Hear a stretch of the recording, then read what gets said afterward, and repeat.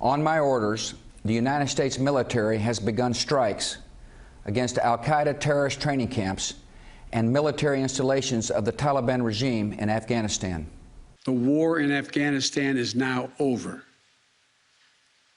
I'm the fourth president who has faced the issue of whether and when to end this war. When I was running for president, I made a commitment to the American people that I would end this war. And today, I've honored that commitment. Two presidents addressing the American people from the White House nearly 20 years apart. Today, President Biden made his most forceful case yet for why he believes withdrawing from Afghanistan was the right thing to do. My fellow Americans, the war in Afghanistan is now over. President Biden tonight fiercely defending the pullout from Afghanistan. I take responsibility for the decision. While the newly empowered Taliban celebrated the U.S. departure with a mock funeral and showed off U.S.-supplied military equipment left behind, though rendered inoperable by exiting American forces. The Pentagon released these images of the final moments. 500 soldiers boarding 5 C-17s. The last one wheels up at 1 minute before midnight, the official end of the war.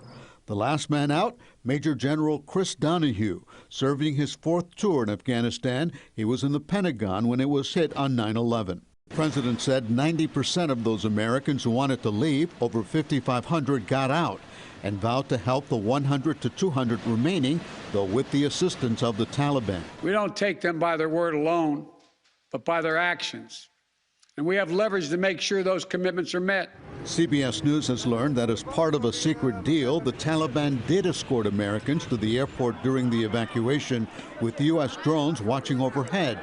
But the bloody end to the 20-year war, 13 service members killed just 5 days ago, has caused criticism of Mr. Biden's judgment. Right now, we should get every American home. I believe there should be accountability for what I see as probably the biggest failure in American government on a military stage in my lifetime. The president explained his administration began reaching out to Americans in Afghanistan starting in March and said even if the evacuation had started sooner, there still would have been a rush to the airport.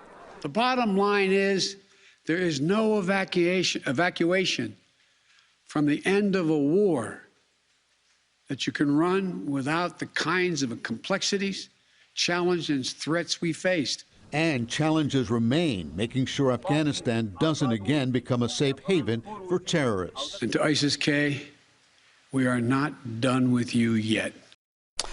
And there's a challenge here at home. The Department of Homeland Security is warning law enforcement nationwide that extremists in this country could pose a threat to Afghan refugees settling here.